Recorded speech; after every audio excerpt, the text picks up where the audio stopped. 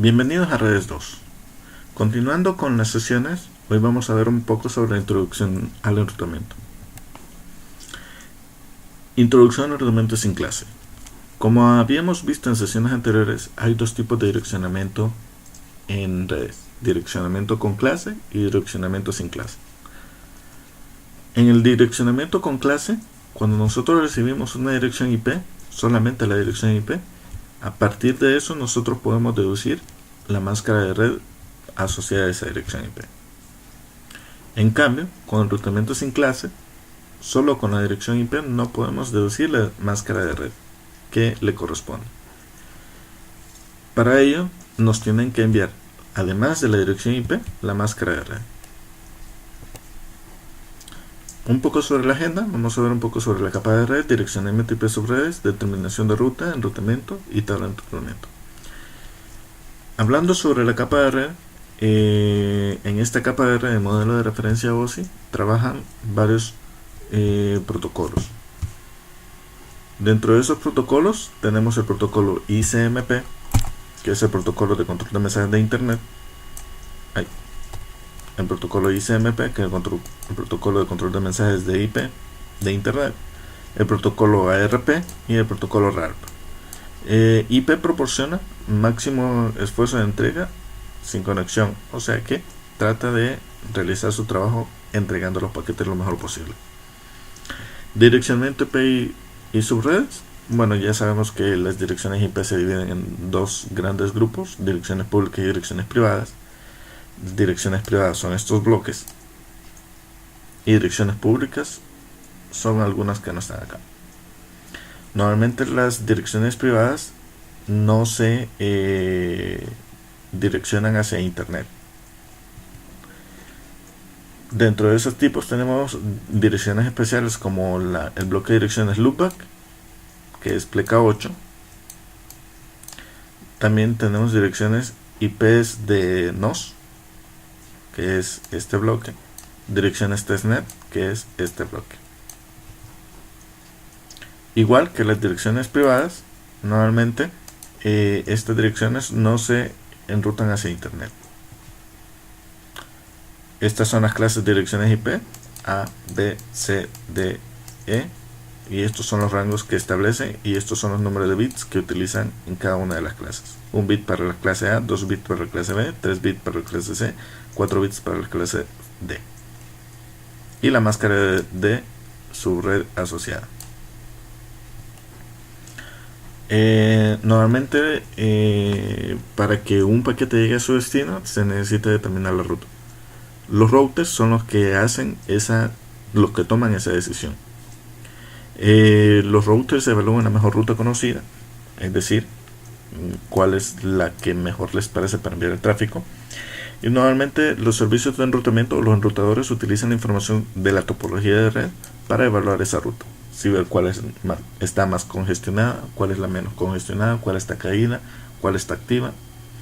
Estas rutas pueden ser configuradas manual o dinámicamente. Ya vamos a ver un ejemplo más adelante. La comunicación de la ruta, es decir, entre dos puntos, entre el origen y el destino, los routers se encargan de hacer llegar los paquetes a su destino. Los routers deben ser capaces de manipular paquetes encapsulados en distintas tramas a nivel inferior, o sea que deben de ser capaces de leer la capa física, luego la capa de enlace de datos, hasta llegar a la capa de red. Normalmente los routers comprueban las entradas en su tabla de enrutamiento, o sea que así como las computadoras tienen una tabla ARP, los routers tienen una tabla de enrutamiento para determinar la mejor ruta, y en última instancia, si no se tiene la mejor ruta, utilizar una última opción o la ruta por defecto. Este es un ejemplo gráfico de cómo los routers tienen que leer las capas inferiores hasta llegar a su capa y leer la información de la capa de red. Luego tienen que volver a encapsular y desencapsular de nuevo.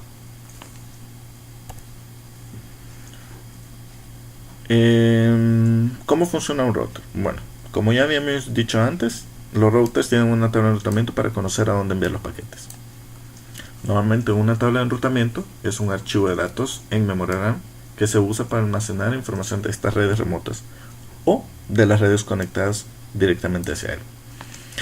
Las tablas de enrutamiento tienen dos partes: una asociación entre la red y dónde enviar o cómo alcanzar esa red, el siguiente salto. Nuevamente, las redes que están conectadas directamente a un router, normalmente esas redes están asociadas a una interfaz de red del router. Una red remota normalmente es una red que no está directamente conectada al router. Estos son algunos de los términos que hay que estar viendo porque los vamos a ir mencionando. Normalmente, cuando le damos Show IP Route en un router, podemos ver diferentes parámetros. Dentro de esos parámetros está la letra C, que significa conectada directamente. O sea que cuando nosotros veamos el resultado de este comando, las líneas que comiencen con letra C son las interfaces y las redes que están directamente conectadas en el router. Por acá tenemos el ejemplo. Vemos que cuando yo le di el comando show IP route, las redes que están conectadas directamente son estas dos, porque comienza con la letra C. En este caso, la primera está conectada a la loopback 0 y la segunda a la serial 00.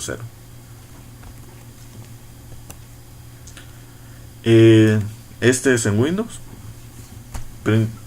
route print.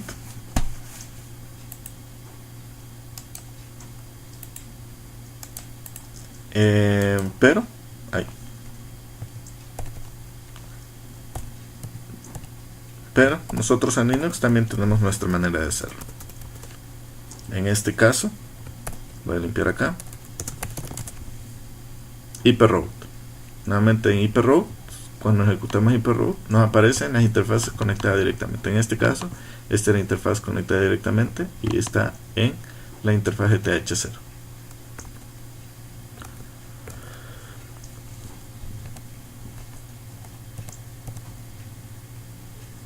Muy bien, normalmente las rutas se pueden configurar de dos maneras: las rutas dinámicas y las rutas estáticas. Normalmente cada una tiene sus pros y sus contras. Acá aparece una lista. Las rutas estáticas se administran de forma manual, o sea que el administrador de red es el que ingresa las rutas estáticas de forma manualmente. Cuando hay un cambio en la topología, el administrador de red tiene que actualizar todos los routers donde tiene rutas estáticas.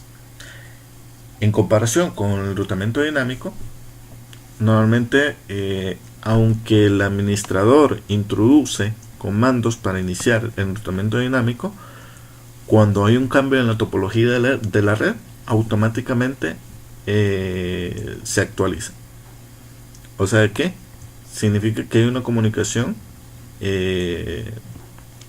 continua entre los routers para ver qué rutas se han modificado o cuáles son las que deben de ser cambiadas. Esto quiere decir que los routers intercambian información entre ellos. Por ejemplo, ¿cómo podemos identificar cuáles son las rutas estáticas que están asociadas a un router? Igual, dentro de los códigos hay una letra S. Cuando le damos show IP route hay una letra S. Los que comienzan con la letra S, las líneas que comienzan con letra S son las que están configuradas como rutas estáticas. En este caso tenemos una ruta estática que va desde esta red y se tiene que enviar a esta dirección IP. En este caso el ejemplo es para alcanzar la red 3.0, o sea, esta computadora, hay una ruta estática asociada y tiene que enviarla a la dirección IP 192.168.2.2, o sea, a esta, para que llegue a la PC2. Igual que como sucede con las rutas estáticas, las rutas dinámicas también tienen una entrada parecida. En este caso va a depender del protocolo que se esté configurando. Si nosotros estamos configurando un protocolo RIP, esa línea va a empezar con R. Si estamos configurando un protocolo BGP, va a comenzar con B. EIGRP va a comenzar con D, externa u OSPF. En este caso, el ejemplo que dan es un protocolo con RIP. La línea comienza con R y para alcanzar la red 192.168.4.0, o sea, esta computadora, la PC3, tiene que irse a través de la 192.168.2.2. O sea, tiene que ir a este salto, a esta dirección IP. Y la última actualización se dio hace 20 segundos. Y tiene que irse a través de la interfaz serial 000. Esta es la información que aparece de las rutas estáticas con las rutas dinámicas. Dentro de los routers hay una ruta predeterminada, o igual como sucede en las computadoras, hay una ruta por defecto. En este caso, cuando yo ejecute IP route en mi computadora, mi ruta por defecto es la 192.168.101 a través de esa interfaz. Igual en los routers. En los routers también hay una ruta predeterminada. Se establece como una configuración estática, o sea que el administrador debe de decir, bueno, si no tiene información de cómo alcanzar esa red, probablemente un router o el router de mi proveedor tenga información sobre eso. Entonces uno ejecuta una línea de comandos para establecer la ruta predeterminada. Normalmente cada router comparte la ruta predeterminada si solo existe una única salida al exterior. Y esta ruta predeterminada tiene una característica especial, y es que tiene la dirección IP 000. No es de confundir esta dirección de IP de router predeterminado cuando nosotros queremos eliminar la dirección IP de una interfaz en GNU Linux. Son dos cosas diferentes. Por ejemplo, para eliminar una dirección IP de una interfaz, por ejemplo de TH0, yo nada más le doy la dirección IP 0.0.0.0. Ojo, no es esto igual a la ruta predeterminada. No, son diferentes. La ruta predeterminada ya vamos a ver cómo se configura. En este caso en GNU Linux es para limpiar la dirección IP o eliminar la dirección IP. Dentro de los protocolos que utilizan los routers hay que hacer una diferencia entre dos tipos de protocolos: el protocolo enrutado y el protocolo de enrutamiento. El protocolo de enrutado normalmente son los protocolos que nosotros utilizamos, o que las aplicaciones que nosotros utilizamos utilizan. El protocolo enrutado es los paquetes que recibe el router y que tiene que hacer llegar hacia su destino. En este caso, algunos ejemplos podemos mencionar: protocolo IP, TCP y UDP. Luego están los protocolos de enrutamiento. Estos protocolos son los que deciden, o los protocolos que se encargan de compartir información entre routers. ¿Qué información? Información de rutas. O sea que estos protocolos se encargan de decir cómo alcanzar cierta red, por decirlo. Dentro de estos protocolos podemos mencionar el protocolo RIP, OSPF, IGRP, EIGRP, y hay otros protocolos ahí. Un protocolo enrutado permite que routers se comuniquen con otros routers de enrutamiento. Un protocolo enrutado permite que los routers se comuniquen con otros routers para actualizar y mantener las tablas. O sea que al final los dos están medio revueltos, pero hay que hacer una pequeña diferencia entre eso. No es lo mismo protocolo enrutado que protocolo de enrutamiento. Dentro de los protocolos de enrutamiento podemos mencionar estos. Estos protocolos de enrutamiento trabajan en la capa 3 de modelo OSI. RIP es un protocolo de enrutamiento de vector distancia. IGRP es un protocolo de enrutamiento por vector distancia de Cisco. OSPF es un protocolo de enrutamiento de estado en enlace. IGRP es un protocolo mejorado. IGRP mejorado es un protocolo de enrutamiento híbrido, equilibrado, siempre de Cisco. Hay un término que dentro de las redes de computadoras se utiliza mucho, y es la convergencia. Normalmente los protocolos de enrutamiento se utilizan para determinar la mejor ruta para enviar un paquete y se guían sobre el conocimiento que tienen sobre la topología de red. Cuando todos los routers, es de poner atención acá, cuando todos los routers de una red funcionan con el mismo conocimiento, o sea que todos tienen la misma información, todos saben cómo llegar a todas las redes, o todos saben cómo llegar a las mismas redes, entonces cuando todos tienen la misma información, se dice que la red ha convergido.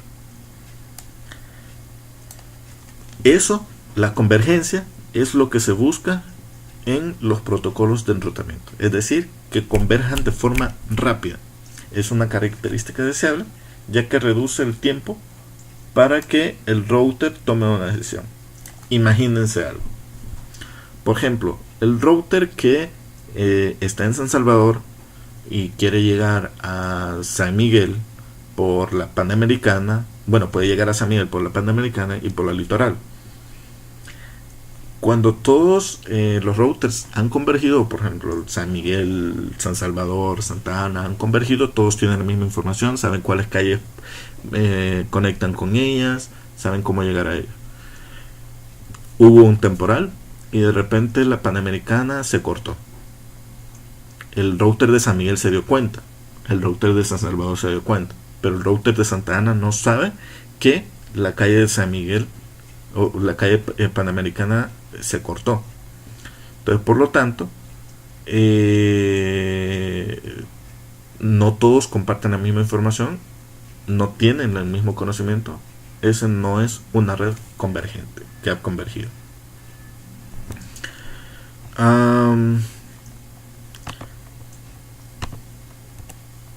La métrica y la mejor ruta. Estos son otros de los términos que hay que ver. Primero, la métrica es un valor que se utiliza para medir la distancia hacia una ruta determinada. Normalmente la métrica es un valor de decir cuál es la mejor ruta o cuál es la peor ruta. La mejor ruta que escoge un router para hacer llegar un paquete es la ruta que tiene la métrica más baja. O sea que si yo tengo una métrica alta, esa es la peor ruta que puedo obtener. Es decir, cuánto me cuesta llegar hacia Panamá por Avianca o por Copa o por cualquier otro. Entonces, el que precio me da más alto, entonces yo ese no lo voy a escoger. Entonces el router escoge el de menor métrica. El objetivo del protocolo de enrutamiento es determinar las mejores trayectorias para incluirlas en la tabla de enrutamiento. Las métricas se pueden calcular sobre una sola característica o sobre varias características. Es decir, por ejemplo, yo puedo calcular el valor de llegar o por lo menos de llegar a Estados Unidos basado en lo congestionado que está el tráfico, o en el precio, o no sé qué otra característica se me puede ocurrir. Entonces, la métrica se puede calcular no solo por el precio, sino también por el congestionamiento y por otras cosas ahí adicionales, o por el número de saltos que tengo que dar. Entonces, un ejemplo de esto es esta. Por lo menos tenemos acá tres routers: router 1, router 2, router 3. El router 1 puede alcanzar, o por lo menos la PC1 para alcanzar la PC2, tiene que llegar al router 1, y el router 1 debe determinar si enviarlo por el enlace de 56 kbps o enviarle por el enlace de los T1. Entonces, ¿cuál es la velocidad de los T1? Averígüense cuál es la velocidad de los T1. Entonces, si fuera en base al número de saltos, ¿cuál es la mejor ruta para llegar a la PC2? El menor número de saltos. Vamos a ver. Llego desde acá, un salto para acá, dos saltos para acá. Al tercer salto llego a la PC3. Si me voy por el otro lado, un salto para acá, dos saltos para acá, tres saltos para acá, aquí llego con el cuarto salto. O sea, si fuera el número de saltos, la menor métrica es la que tiene 3 saltos. Pero ese es por el número de saltos. ¿Qué tal la velocidad? Bueno, hagamos una búsqueda por acá. Vamos a ver. Como yo tampoco me acuerdo cuál es la velocidad, creo que es 1 punto y algo megabit por segundo. Y creo que mejor abro el Chrome. Aquí está. Voy a abrir otra pestaña.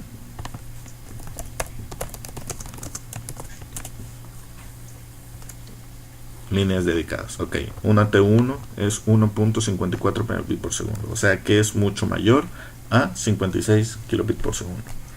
Entonces, si fuera por velocidad, el de mayor velocidad es el que gana. Entonces, por lo tanto, yo tomaría la ruta por el router 2.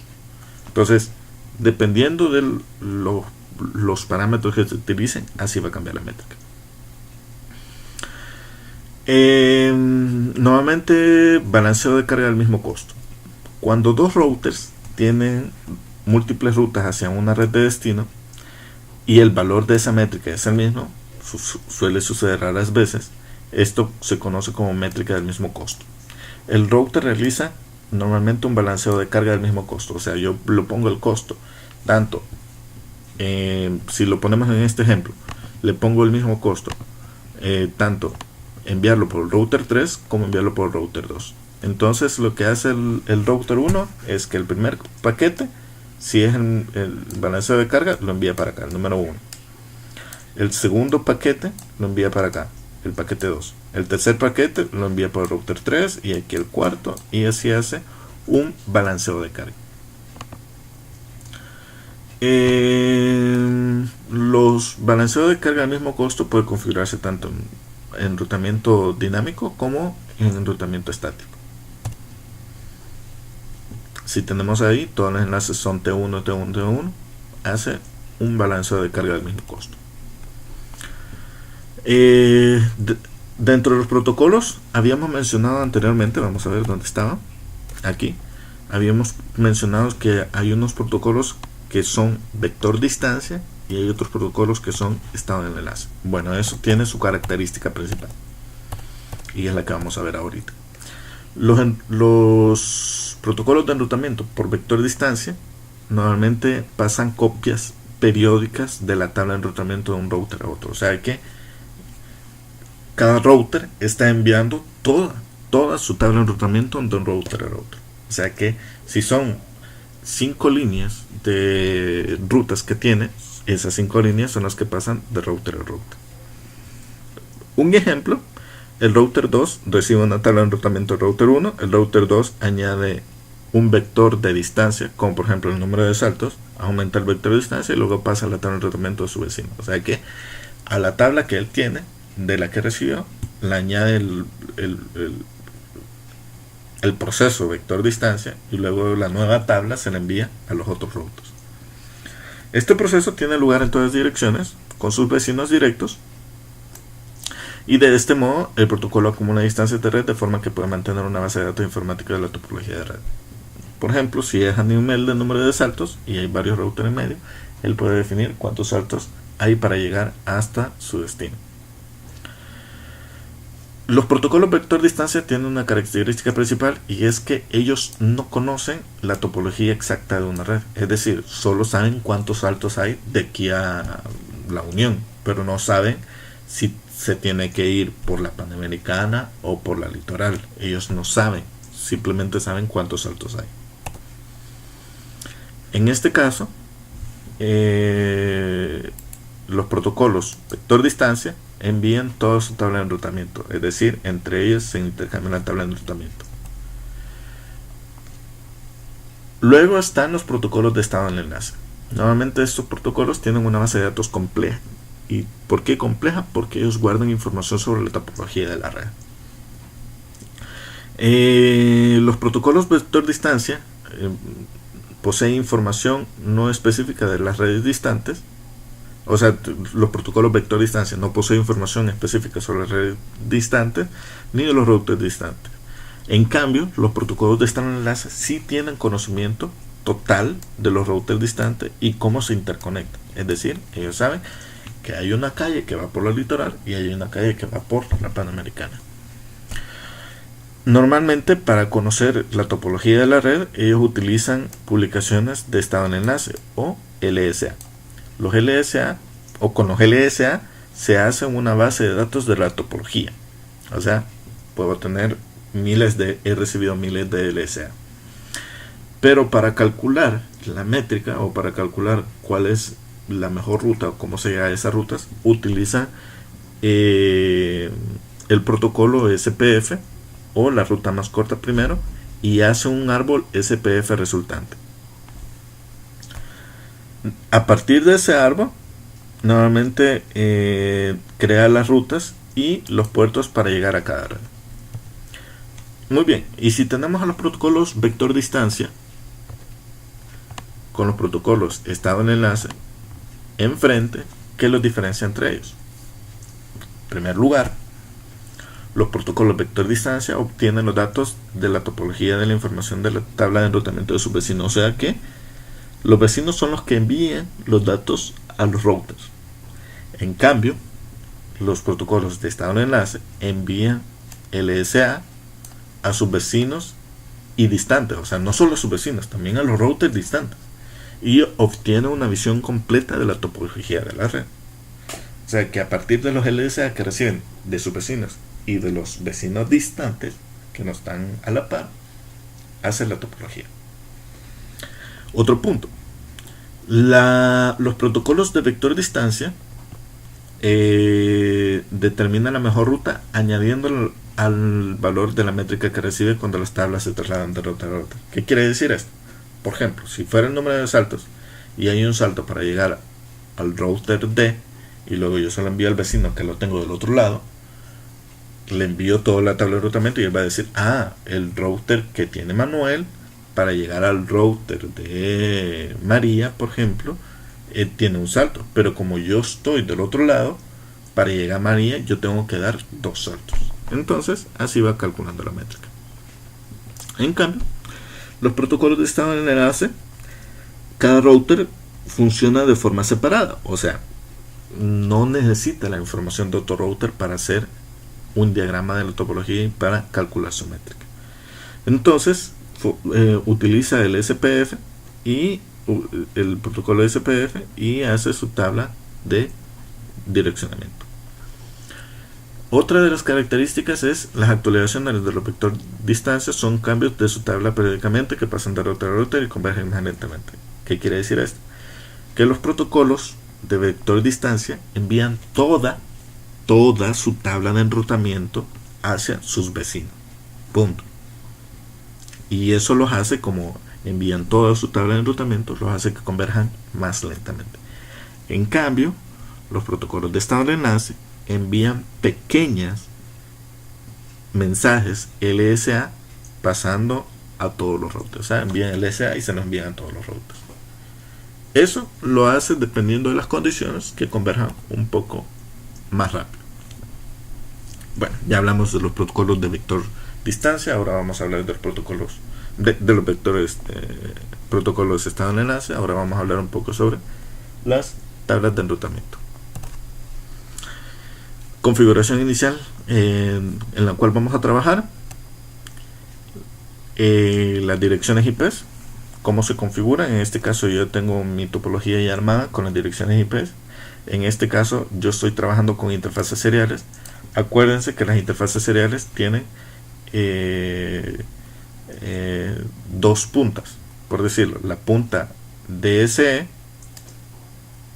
que es la que hay que identificar, y en esa punta es donde uno debe configurar el reloj para la comunicación. Si ustedes quieren ver mi configuración, en este caso en el router 1,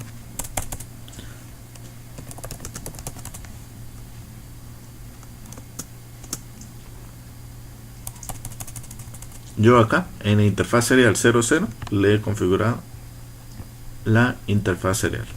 En este caso para mí no va a ser serial 000, sino que es serial 00. Este es el router. Para el router 1, como yo no puedo, en GNS3 es un poco complicado configurar un switch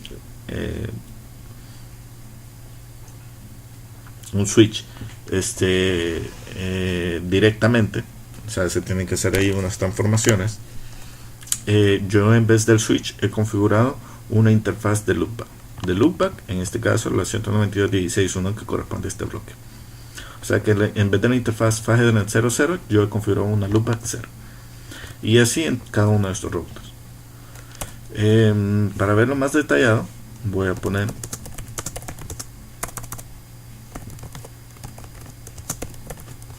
Show IP Interface Brief.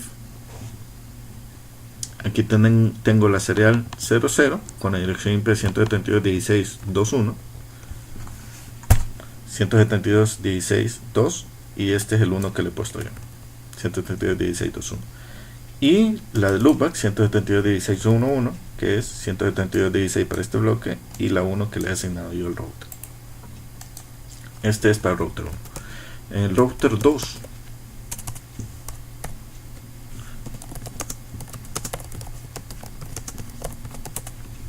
de igual manera, en este caso tengo la serial 00 que corresponde a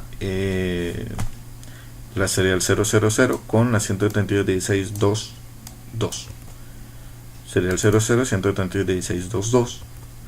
La serial 001 con la dirección IP 192.168.1.1. La serial 01 con la 192.168.1.1 y la de loopback, la 31. La de loopback que corresponde a este bloque. De igual manera el router 3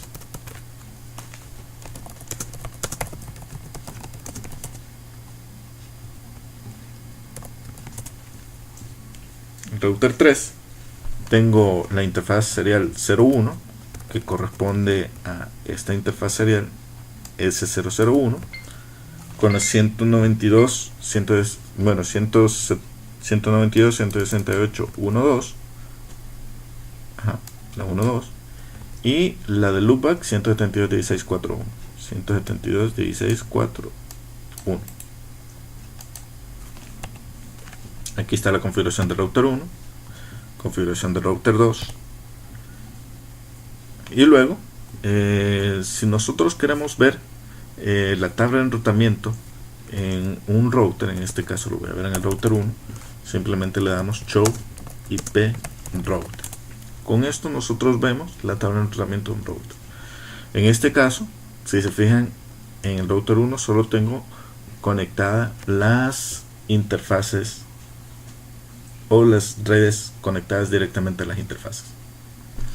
En el ejemplo acá, además de las interfaces conectadas directamente, aquí dice output omitted, o sea que se ha omitido algunas cosas, aparecen rutas lejanas. En este caso,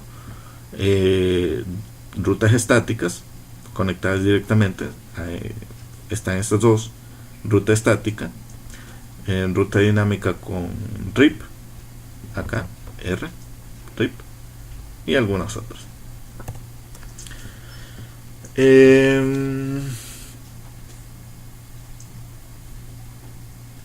Nuevamente, la tabla de enrutamiento IP de Cisco no es una base de datos plana, es una estructura jerárquica que se utiliza para acelerar los procesos de búsqueda cuando se ubican rutas y reenvían paquetes. Normalmente existen niveles, en este caso vemos las rutas de nivel 1, que son las rutas con una máscara de subred igual o inferior a la máscara con clase de la dirección de red. También está una ruta final, que es una ruta que incluye una dirección IP del siguiente salto o una interfaz de salida. En este caso, cuando nosotros configuramos la dirección IP y habilitamos la interfaz, nos aparece esta ruta o que se agregan en esta ruta. O sea, esa es una ruta de nivel 1.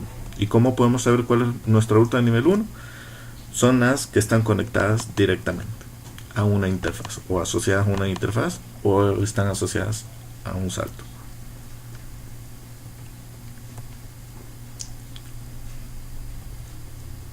Entonces,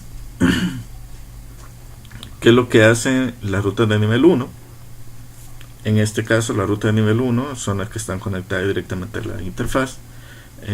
Un ejemplo de ruta de nivel 1 son las rutas por defecto que tienen una característica 0000 o dirección IP 000, o una ruta de super red, por ejemplo 192.168.0.0 pleca 22, o una ruta de red 0 pleca 24. O sea, Esas son las rutas de nivel 1. Por defecto, superred o de red. En este caso estamos hablando de una ruta de red.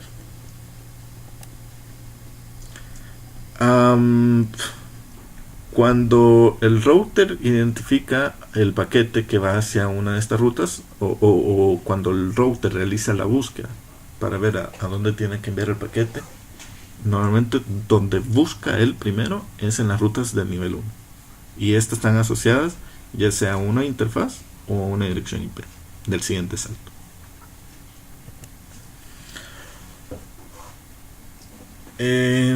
Luego están las rutas principales y rutas secundarias, en este caso redes con clase.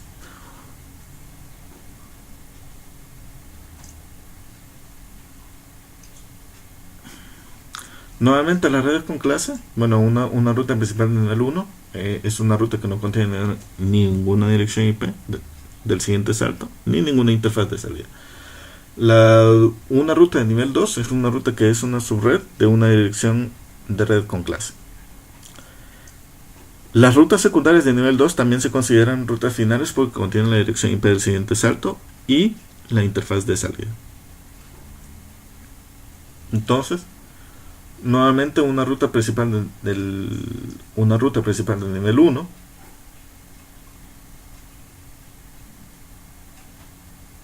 nuevamente no contiene ninguna dirección IP, ninguna interfaz del siguiente salto. Las rutas secundarias se consideran rutas finales porque contienen la dirección IP y del siguiente salto. En este caso estamos hablando de las rutas del nivel 2. Por ejemplo, podemos tener una ruta principal, en este caso de red, que corresponde a una red secundaria y está asociada a una ruta o interfaz. Muy bien, en nuestro ejemplo, nuestra ruta o nuestra red principal es esta. Esta, si se fijan, no tiene asociada en sí ninguna dirección IP, ninguna interfaz. O sea que esta es una ruta de nivel 1. Luego tenemos la ruta de nivel 2 que sí está asociada a una subred, una red secundaria.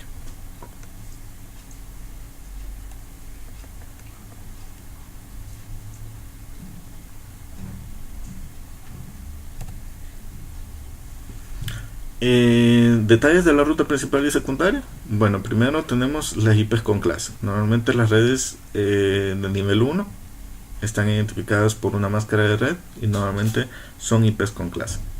Luego las rutas de nivel 2 son las que tenemos acá abajo y que están asociadas ya sea a una interfaz de salida o una dirección IP del siguiente salto. Un ejemplo, ruta de nivel 1 y rutas de nivel 2.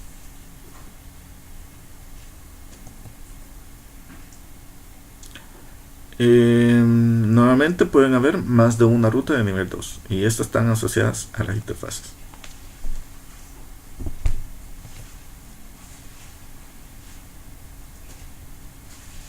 Muy bien, las rutas principales normalmente están asociadas a una máscara de red y tienen la máscara de red de la clase a la que pertenece. Las rutas secundarias o las rutas de nivel 2 normalmente tienen una máscara de red variable. Acá están, bueno, en las rutas de nivel 1 normalmente aparecen si está subneteada de forma variable y cuántas subredes o cuántas máscaras son las que tienen asociadas a ella. Normalmente aquí está la configuración que nosotros aplicamos. En este caso vamos a utilizar el protocolo de enrutamiento RIP para configurarlo. Lo voy a ir haciendo aquí paso por paso. Acá yo tengo configurados los routers con las interfaces IP y los routers se pueden comunicar con sus vecinos. Entonces acá dice, entramos en la configuración global. Entramos a la configuración de RIP y aquí le decimos las redes a las que estamos conectados, las redes a las que está conectada esta router. El router 1 está conectado a la red 132.16.0.0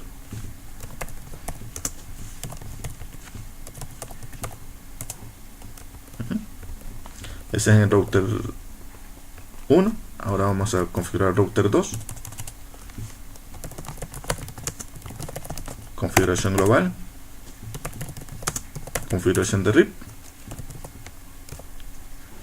y las redes a las que está conectada directamente. La 00 y la 192.168.1.0. ¿Listo? Y ahora el router 3.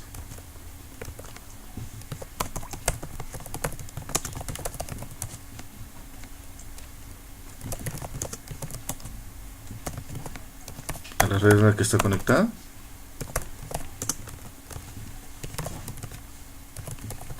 A las 172.0.0 y a las 192.168.1.0. Es de notar que acá, si se fijan, no le estamos poniendo máscara de red, sino que simplemente estamos poniendo la dirección IP de la red. Entonces, si ahora vamos a la tabla de enrutamiento del router 1, nos vamos a este modo privilegiado, mostramos las rutas que tiene. Anteriormente solo aparecía, si se fijan, las rutas conectadas directamente y las rutas de nivel 1 y de nivel 2. En este caso, adicional a esas rutas, nos aparecen rutas que han sido agregadas directamente. O sea que para alcanzar esta red 192.16.3.0 se tiene que ir a través de este salto en esta interfaz. Y para alcanzar la 192.168.1.0 se tiene que ir en este salto en esta interfaz. Esta ruta ha sido agregada, esta ruta de nivel 2 ha sido agregada a partir de esta. Y esta aparte. Veamos cómo lo hace en el router 2. Vamos a ver.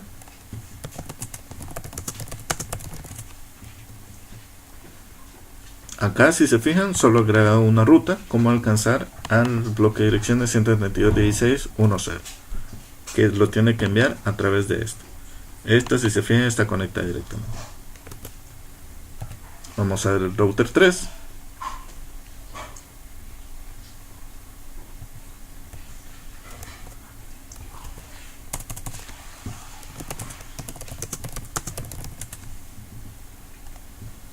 Si se fija, aquí no ha agregado ninguna dirección dinámica. O sea que para él, el bloque de direcciones 192.168.1.0, pleca 24, está directamente conectada a...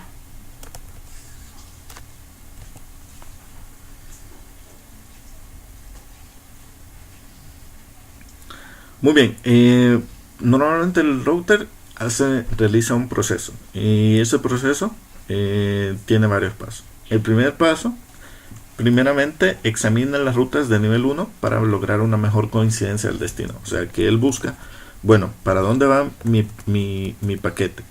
Entonces voy a buscar las rutas de nivel 1. Entonces busca, tengo una entrada a la 172.16.0.0 y pregunta, ¿el paquete va para este bloque de direcciones? ¿Sí o no?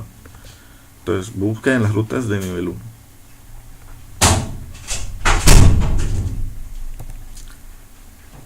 Luego, paso 1A, si la mejor coincidencia es una ruta final de nivel 1, utilice para enviar el paquete. O sea que si la ruta es una ruta por defecto, o es una ruta de superred, o es una ruta de red, entonces realiza ese cambio.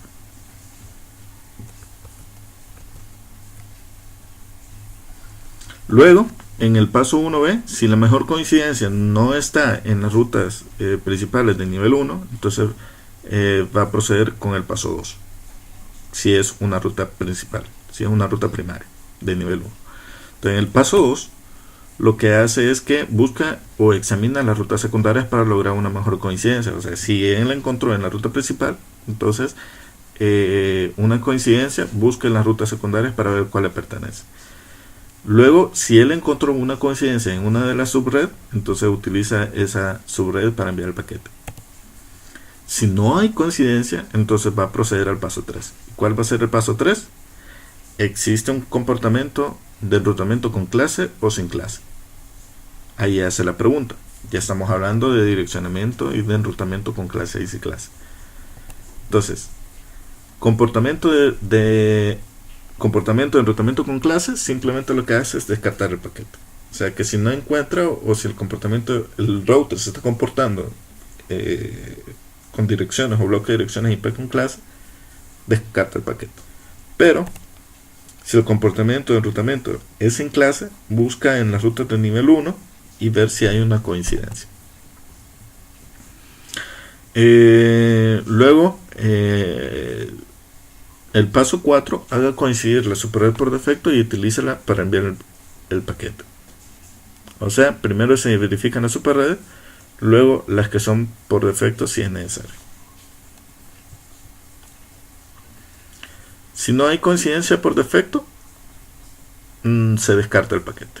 Punto. O sea, hay una diferencia cuando un router o un protocolo está configurado con IP con clase o con IP sin clase. Entonces, vamos a ver un poco sobre la ruta o la coincidencia más larga en las rutas de nivel 1.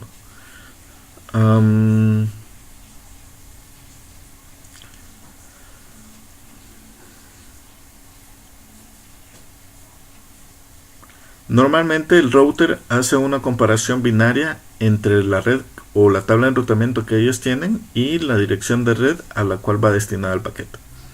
Entonces, entre esas equivalencias, nuevamente la ruta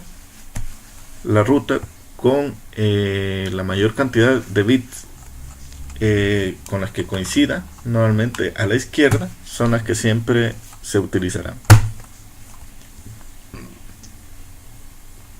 El router efectúa una verificación bit por bit. La máscara de subred de la ruta en la tabla de enrutamiento se usa para determinar el número de mínimo de bits que se encuentra. O sea, la máscara de red, acuérdense que la máscara de red es la que define cuántos bits pertenecen a la red. Entonces, el router utiliza la máscara de red de la tabla para definir cuántos bits deben de coincidir para ver si lo envía por esa ruta.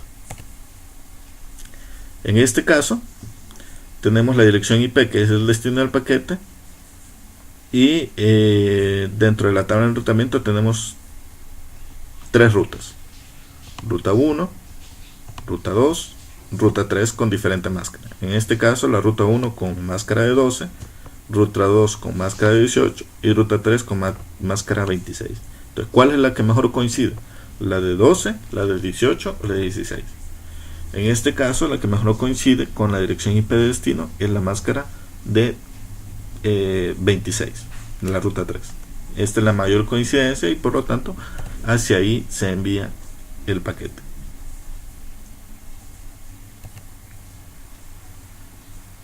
Entonces,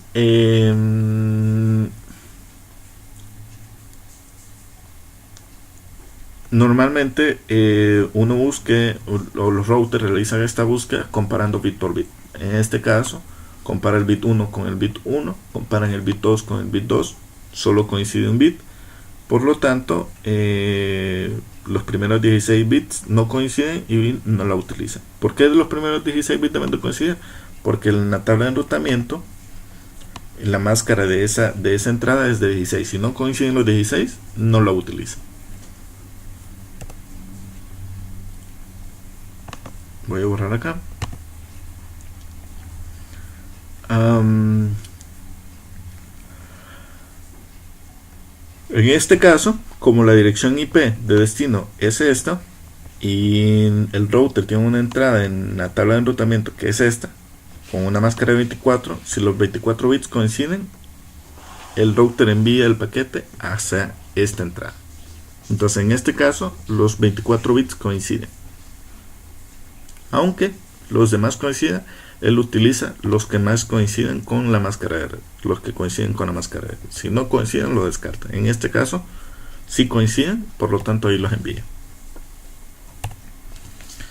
Entonces, las rutas principales de nivel 1 y rutas secundarias de nivel 2 las podemos ver con el comando show hyperroute, como hemos venido haciéndolo. La ruta principal de nivel 1 es la que aparece acá seleccionada.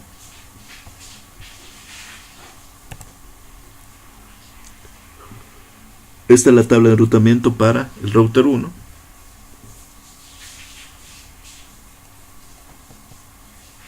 En este caso, la computadora 1 envía un paquete a las desde esta red a la 172.16.3.10. ¿Dónde está esta red? Ah, está acá, en esta parte. Entonces, lo envía a esta parte, pero para que llegue acá el router debe decidir. Entonces el router recibe el paquete. Entonces el router en su tabla de enrutamiento tiene, o por lo menos elige y encuentra que en la ruta de nivel 1 tiene la 162.16.00 pleca 24 y decide que debe de buscar en esa super red. Entonces busca ahí en la ruta secundaria de nivel 2, la encuentra en la ruta principal, va a paso 1E. Luego cuando llega a las rutas de nivel 2, busca ahí entre cada una de esas y bueno, la encuentra. ¿Por qué la encuentra? Veamos acá. Porque la 172.16.3.10 está en este nivel 2, coincide. Entonces lo envía por esa interfaz.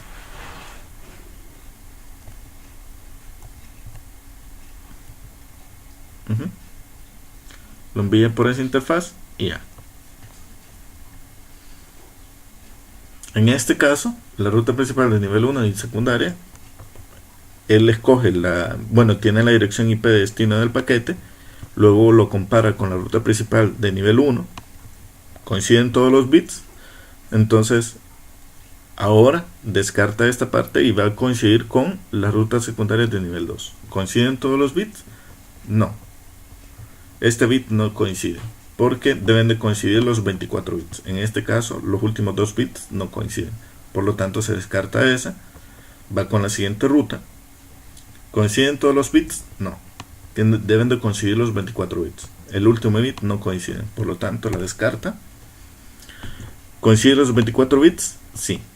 Todos los bits coinciden. Por lo tanto, esa es la ruta a la cual envía.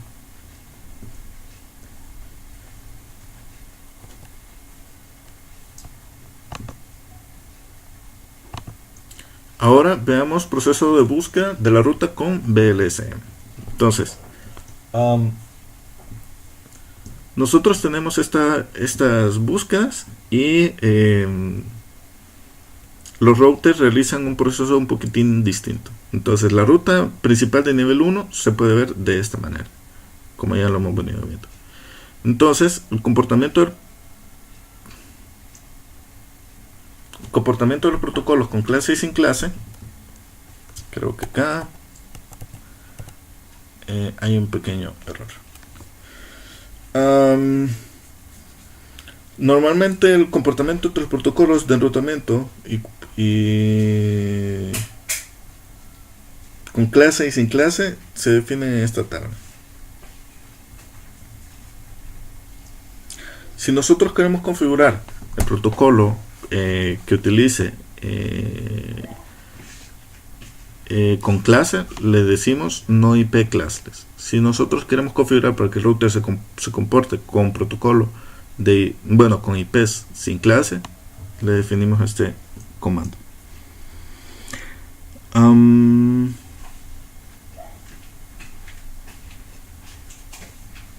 Bueno, ahí ustedes le echan un vistazo.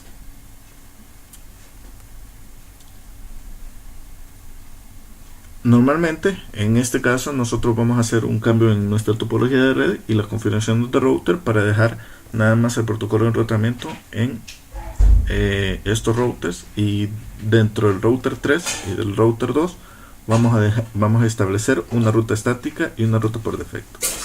Muy bien, ¿cómo hacemos eso? Bueno, primero vamos a dejar este campo.